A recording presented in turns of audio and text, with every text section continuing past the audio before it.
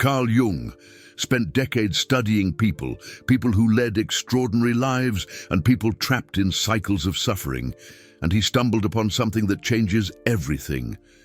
It wasn't their circumstances that defined their fate. It was the way they thought. Jung identified 7 patterns of thinking that separate those who are in control of their own lives from those who are controlled by others, by their circumstances, by their emotions. And if you're watching this right now, something deep down already knows. You need to change. Your subconscious mind is trying to tell you something. That feeling of being stuck in a rut, of things always happening to you, never for you. Jung had a name for this. I'm going to show you these 7 ways of thinking that Jung taught. This isn't some abstract philosophical theory. This is practical mental fortitude. Because the moment you change how you think, no one can manipulate you in the same way. No toxic person can destabilize you. No circumstance can bring you down. And I know what you're thinking. Another self-help video promising transformation. But here's the difference. Jung wasn't interested in toxic positivity or pretending everything is easy. He was interested in the brutal truth that sets you free. Let me give you a concrete example before we dive into the 7 ways. There's someone I know, I'll call her Ashley. Ashley was 34 and constantly felt emotionally drained. Every relationship she entered, the same dynamic repeated. She overexerted herself. The other person did less. She gave everything. The other person took everything and asked for more. And when it ended, Ashley always blamed herself. I should have done more. I should have been better. At work, the same thing.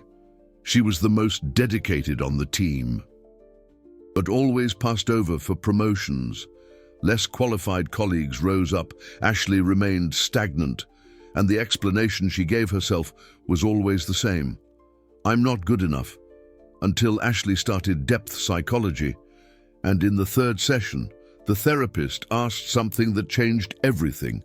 Have you ever stopped to think that maybe the problem isn't that you're not good enough, but that you think like a bystander? Instead of thinking like the architect of your life, Ashley fell silent, because that touched on something she had never verbalized, but always felt, that sensation that life was happening to her, not through her, that autopilot thinking pattern, that she was always reacting, never acting. And that's when she learned the first of the 7 ways of thinking that I'm going to teach you today. But before I get into the first way, I need you to understand something that Jung discovered and that changes everything. Most people live on mental autopilot. They don't choose how to think. They simply repeat the thought patterns they learned in childhood, that they absorbed from the culture, that they inherited from traumas. Jung called this living in the subconscious mind. And when you live in the subconscious mind, you don't have real control over your life, because your thoughts control you, instead of you controlling your thoughts. And here's the part that impresses me most about Jung's work. He doesn't tell you to simply think positively. He teaches you to think with awareness, to bring the subconscious into the light. And that's where real transformation happens. The 7 ways of thinking that I'm going to show you now are exactly that. Ways to bring awareness to automatic patterns that are sabotaging your life without you even realizing it. And I'm warning you, some of these ways will make you uncomfortable. They'll stir up things you'd rather not face, because that's the nature of Jungian work. It's not comfortable, but it's liberating. First way of thinking, think in terms of radical responsibility. Instead of playing the victim, this isn't about blame. It's about power. Jung taught something that most people don't want to hear. As long as you see yourself as a victim of circumstances, of other people, of the past, you hand over all your power, because if the blame is always external, the solution is also always external, and you keep waiting waiting for people to change, waiting for circumstances to improve, waiting, waiting, waiting, and your life slips away. Now, listen to what happens when you shift to radical responsibility. You stop asking, why did this happen to me? And start asking, what am I going to do with what happened? You stop saying that person hurt me and start saying, I allowed that person to have that power over me, and now I'm going to withdraw that permission. You stop thinking in terms of injustice and start thinking in terms of action. Let me give you a brutal example of how this works. Ashley, the woman I told you about at the beginning, when she shifted to radical responsibility, she had to face something painful, that she wasn't a victim of narcissistic partners. She was someone who chose narcissistic partners because something within her believed that she needed to sacrifice herself to be loved. This is a Jungian concept. She was projecting her own inner rejection onto other people, and then trying to heal that rejection through their approval. And of course, it never worked, because the core wound was inside her. The moment Ashley took radical responsibility, not for the toxicity of her partners, but for her choice to stay with them, everything changed. She stopped trying to fix the toxic relationships and started healing the core wound that attracted her to those relationships. That's architect thinking. That's real power. And here's the part that Jung always emphasized. Radical responsibility doesn't mean everything is your fault. It means everything is your choice. How you interpret what happens, how you respond, what boundaries you set, what people you allow in your life. These are choices. And when you think in terms of choices, instead of a victim of circumstances, you reclaim your power. Now, I know what some of you are thinking. But what about when truly unfair things happen? What about when you really are a victim of abuse, of betrayal, of injustice? Jung didn't deny that these things exist, but he taught something crucial. You can be a victim of an event without becoming a victim identity.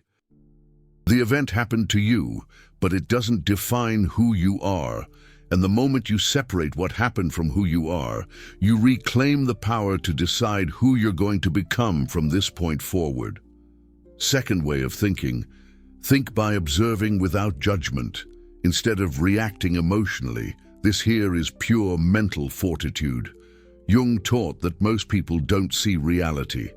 They see their projections onto reality. They see through emotional filters, old beliefs, unhealed traumas, and that's why they're easily manipulated, because manipulators exploit exactly that. Carl Jung, a towering figure in psychology, dedicated his life to understanding the human condition. Exploring the lives of those who thrived and those who suffered, he discovered a profound truth that our destiny isn't dictated by external forces, but by the way we think.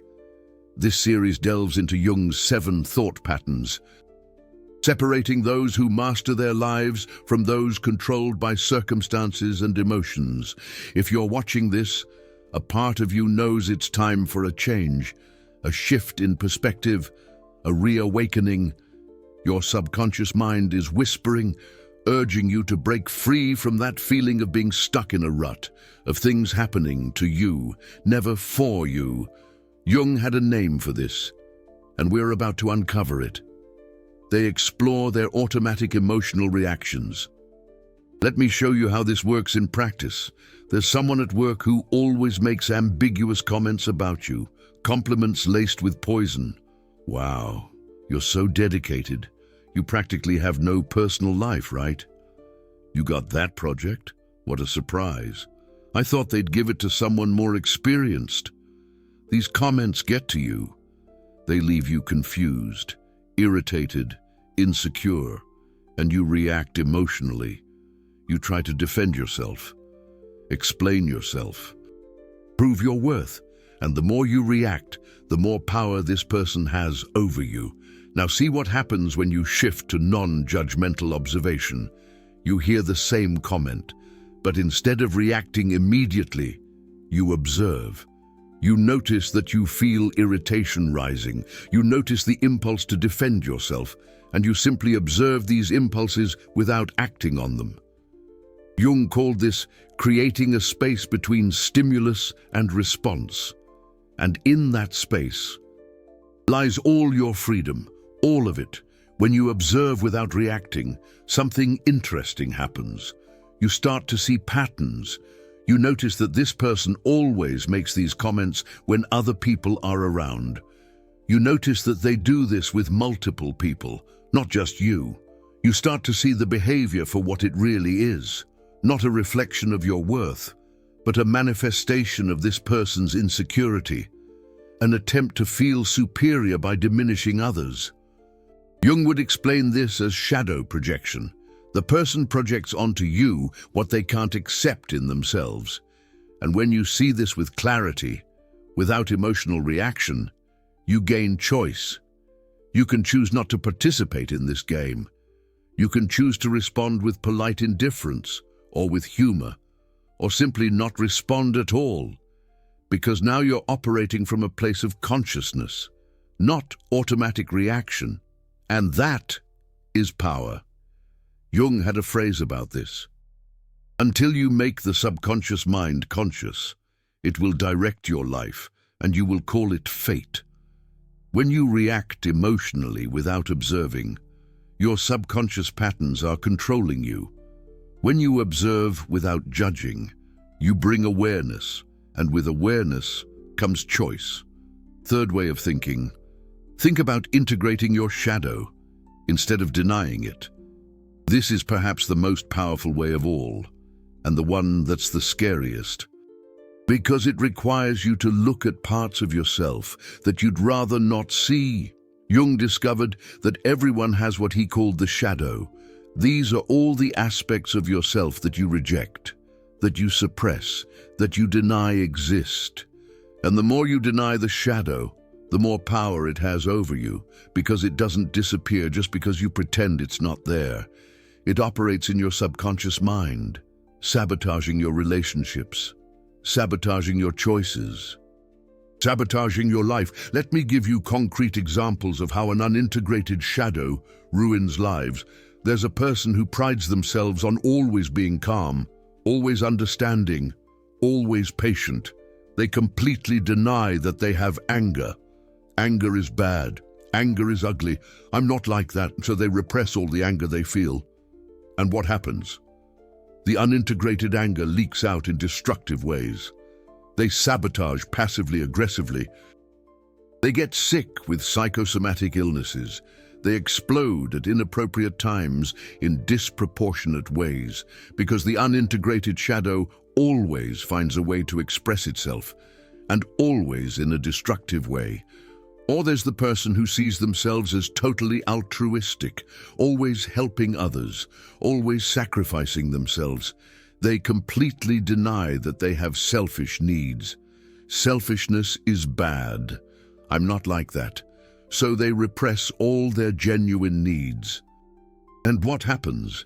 They become a resentful martyr. They help others, but secretly resent them. They sacrifice themselves, but then collect emotionally, because unintegrated needs turn into unconscious manipulation. Jung taught that the solution isn't to become your shadow parts. It's to integrate them consciously. It's to recognize that you do have anger, and that anger, when integrated, becomes the ability to set boundaries, to defend yourself, to say no. It's to recognize that you do have selfish needs, and that healthy integrated selfishness becomes self-care, self-preservation, the ability to receive. When you integrate the shadow, you become whole. And when you're whole, you become much harder to manipulate, because manipulators exploit exactly your unintegrated parts. They exploit your repressed anger by provoking you until you explode and look crazy. They exploit your denied needs by giving you crumbs of validation and keeping you addicted. They exploit your shadow against you But when you integrate your shadow consciously, these games don't work anymore. You recognize your anger and express it in a healthy way before it accumulates. You recognize your needs and communicate them directly without shame. You become psychologically invulnerable in a way that no external defense technique can give you. And here's the deepest part of the shadow concept that Jung taught. It's not just about integrating your negative parts. It's about recognizing that you also repress your positive parts. There are people who repress their own intelligence because they were taught not to stand out, who repress their own beauty because they were taught that vanity is bad, who repress their own ambition because they were taught that it's selfishness. And all these repressed parts, positive or negative, form the shadow, and they all need to be integrated for you to become who you really are. Jung called this process individuation, becoming a complete individual instead of a fragmented persona trying to please others. And it's impossible to have a full life, healthy relationships, or real psychological strength without doing this shadow integration work. Fourth way of thinking. Think in terms of individuation instead of blind conformity. This connects directly with what I just said about the shadow. Jung discovered that most people don't live their own lives. They live lives that were programmed for them by family, by society, by culture. They wear masks, personas, and they go so deep into these personas that they forget who they really are underneath. Jung taught that this is a form of death in life. You're alive biologically, but dead psychologically. Because you killed your true self to adapt to external expectations, and see how this manifests concretely.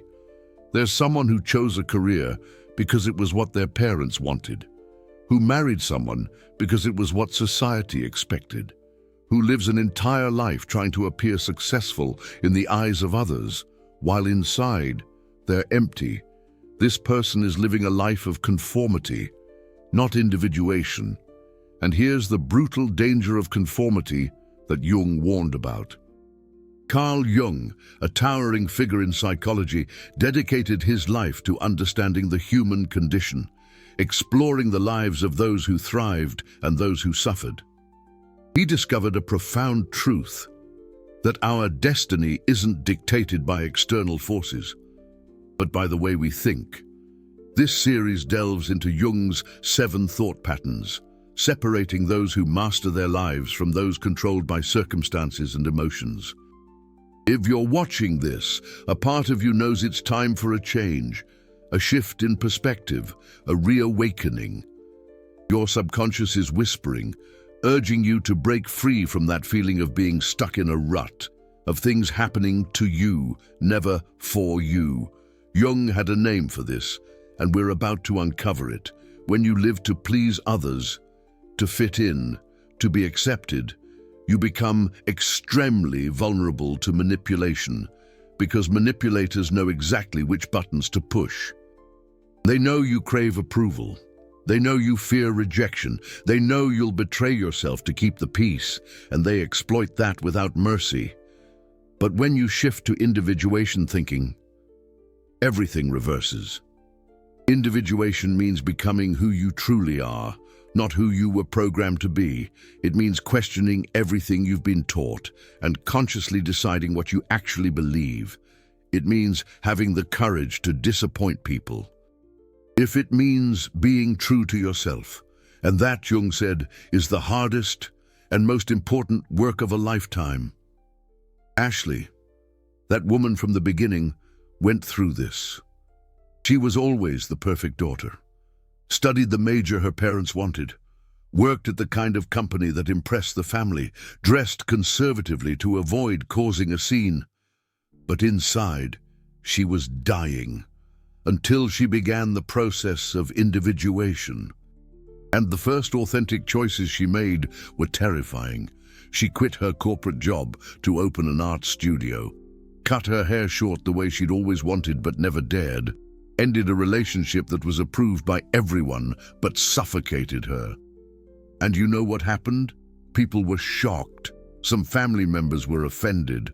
Some friendships turned out to be conditional and ended. But for the first time in her life, Ashley felt alive because she was living her life. Not the life others wanted her to live, and something interesting started to happen. The toxic people naturally drifted out of her life because toxic people can only control those who live in conformity. When you live in individuation, when you're firm in who you are, manipulation doesn't work. Fifth way of thinking: think through your subconscious mind instead of just through rational logic. This one goes against everything you've been taught. You've been taught that you should ignore your instincts, that you should be rational, that feelings and intuitions are unreliable. Jung discovered the exact opposite, that your subconscious mind perceives things that your conscious mind can't process, that your intuition is sending you crucial information all the time, and that when you ignore that information, you put yourself in danger. How many times have you met someone and had a weird feeling, but ignored it because it seemed irrational? How many times has your body given you signs of discomfort near a person, but you disregarded it because it didn't make sense? And how many of those times did you later discover that you should have trusted that first instinct? Jung taught that your subconscious mind is constantly processing microfacial expressions, tone of voice, body language, behavioral patterns, things your conscious mind doesn't notice. And when something is wrong, your subconscious mind warns you through uncomfortable sensations, through disturbing dreams, through that inner voice that says something here isn't right. The problem is that most people have been trained to distrust that inner voice, to rationalize it away. He seems so nice, why would I be uncomfortable? She's so praised by everyone, why would I have this weird feeling? And then you ignore it. And months later, or years later, the mask falls, and you realize that your subconscious mind was right all along. Thinking through your subconscious mind means paying attention to those sensations. It doesn't mean acting impulsively on every feeling. It means taking it seriously when something inside you is signaling danger, even if you can't logically explain why. Jung had a saying about this: your subconscious mind knows, but you need to learn to listen. And here's the practical part. How do you differentiate genuine intuition from irrational anxiety or paranoia? Jung taught that genuine intuition has a few characteristics. It's calm, not frantic. It's consistent, not random. It persists even when you try to rationalize it away. And it's always protecting you, never attacking you. Irrational anxiety tells you that everyone is judging you, that you're going to fail at everything, that nothing will work out. Genuine intuition tells you specifically, this person isn't trustworthy, this path isn't yours, this situation needs attention. You feel the difference when you learn to pay attention. Sixth way of thinking: think in terms of authenticity, instead of maintaining the persona at any cost. This connects directly with individuation, but goes deeper into day-to-day life. Persona is the social mask you wear. Jung didn't say that persona is bad. You need some level of social adaptation. The problem is when the persona becomes your identity, when you're so busy maintaining the image that you forget who you really are underneath. And see how this manifests. There are people who can't have a genuine conversation because they're always performing, always saying what they think others want to hear, always projecting the image of success, of happiness, of control. But inside, they're empty, exhausted. Because maintaining a persona consumes a brutal amount of energy. And here's the danger that Jung warned about. The more you invest in the persona, the more vulnerable you become. Because now you need to protect that image at all costs. And manipulators know how to exploit that. They threaten your reputation. They expose your flaws. They hold you hostage to the image you've built. But when you switch to authenticity thinking, you break free from that prison. Authenticity doesn't mean disrespecting others or being inappropriate. It means being genuine. It means admitting when you don't know something instead of pretending you do. It means showing vulnerability when appropriate instead of always faking strength.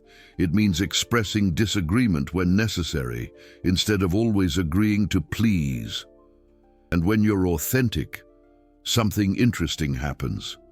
The right people come closer. Because authenticity attracts authenticity. And the wrong people drift away, because toxic people feed on fake personas that they can manipulate. Authentic people are unbearable to them. Ashley had to learn this the hard way. She had a friend who seemed perfect, always supportive, always available, but Ashley felt like she always had to be positive around this friend, that she couldn't show weakness or doubt. Because the few times she did, the friend used it against her later, in subtle ways. In passive-aggressive comments, in gossip disguised as concern. When Ashley started being authentic, the friendship didn't survive. Because it wasn't a real friendship, it was a mutual performance. And when one of the parties stops performing, the whole dynamic collapses, and that's not a loss, it's liberation. Seventh way of thinking. Think of psychological boundaries as a necessity, not as selfishness. This is the shift that completely changes relationships. Carl Jung taught that you cannot have healthy relationships without firm boundaries. And boundaries aren't walls. They aren't rejection. They are clear definitions of where you end and where the other person begins. Of what is your responsibility and what is not, of what you accept and what you do not accept. But most people have been programmed to see boundaries as something bad, as a lack of love, as selfishness. So they live without boundaries and pay a brutal price for it. Emotional exhaustion, toxic relationships, constant exploitation. Because without boundaries, you become responsible for everyone's emotions, available to everyone, sacrificing your own needs for everyone else's. And manipulators love people without boundaries because they are easy to exploit. You establish a boundary, and they make you feel guilty. You're so selfish. I thought you cared, after everything I've done for you.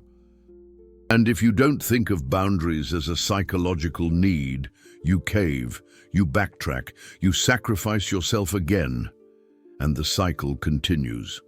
When you shift to thinking of boundaries as a necessity, everything changes. You stop feeling guilty for saying no. You stop over-explaining when you set a limit. You simply assert, I am not available at that time. I will not discuss that subject. I do not accept this kind of treatment. And you stand firm. Even when the other person tries to make you cave, Jung would explain this as protecting your process of individuation. Because without boundaries, other people invade your psychological space and prevent you from becoming who you really are. They project their expectations onto you, their unmet needs, their fears. And if you don't have firm boundaries, you absorb all of it and lose yourself. Ashley learned to establish boundaries for the first time at 35. And it was terrifying at first. She felt selfish, cruel, mean, because the programming was strong. But she persisted, and something miraculous happened. The toxic relationships naturally ended.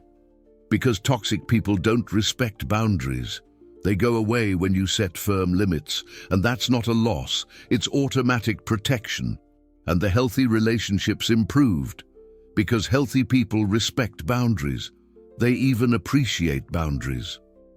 Because boundaries create clarity, safety, mutual respect. When you know where the other person's boundaries are, you can relate genuinely, without fear of invading or being invaded. Now, you've just learned 7 ways of thinking that Jung spent decades researching, ways that can protect you from years of suffering with toxic people, ways that can completely transform how you live your life. This type of content bothers a lot of people. Toxic people don't want you to know this. Manipulators hate when their victims learn to think differently. Each video like this is an act of collective protection. The super thanks down there isn't just financial support.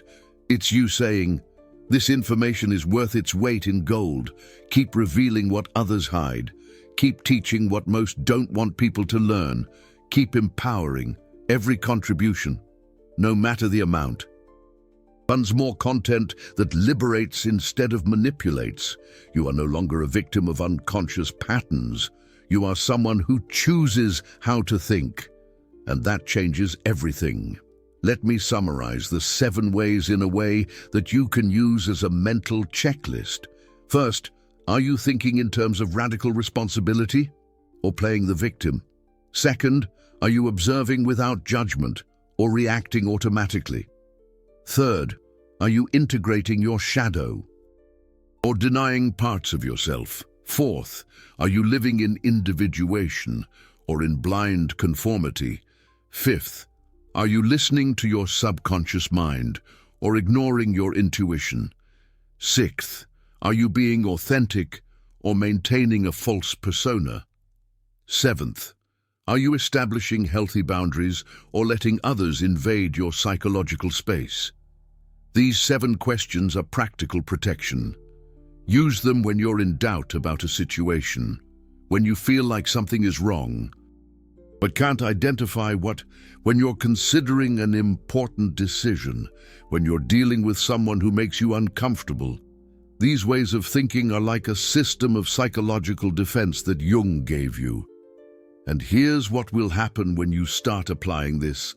In the beginning, it will be uncomfortable because you are changing patterns that have been in your subconscious mind for years, maybe decades. People will react. Some will test you. Some will get offended. Some will even accuse you of having changed for the worse. And in a sense, you have changed. You've changed from someone easy to manipulate, to someone difficult to deceive, from someone who adapts at any cost, to someone who maintains their authenticity, from someone without boundaries to someone who protects themselves. And the people who stay in your life after these changes, those are the right people, because they respect who you really are. They don't need you to sacrifice yourself to be with them. They don't feel threatened by your individuation. Those are the relationships that are worth it. Jung had a vision about the purpose of life that changes everything. He said that the purpose isn't to be happy in a superficial sense. The purpose is to become conscious. It's to bring light to the subconscious mind. It's to integrate the shadow. It's to realize individuation. It's to become who you were born to be, before being programmed to be something else. And when you do that, when you think in these 7 ways, something interesting happens. You may not be happy every day, but you are truly alive. You are living your life, not the life that others projected onto you. Ashley today is 39 years old, 5 years after starting this work. And if you ask if she's happier, she'll say that the question is wrong. She is more real, more whole, more free. She doesn't need anyone's approval to know that she's okay. She no longer feels controlled by the opinions of others. She establishes boundaries without guilt. She trusts her intuition. She lives authentically. And yes, that has brought an inner peace that superficial happiness could never bring. So, how many of these 7 ways of thinking do you already use in your life? Comment the number from 0 to 7. Without judgment, just real self-awareness. Because knowing where you are is the first step to getting where you want to be. And if you recognize that you need to work on some of these ways, welcome to the club. We're all on this journey. The difference is that now you have a map. Jung gave you this map. Use it. Your entire life can change.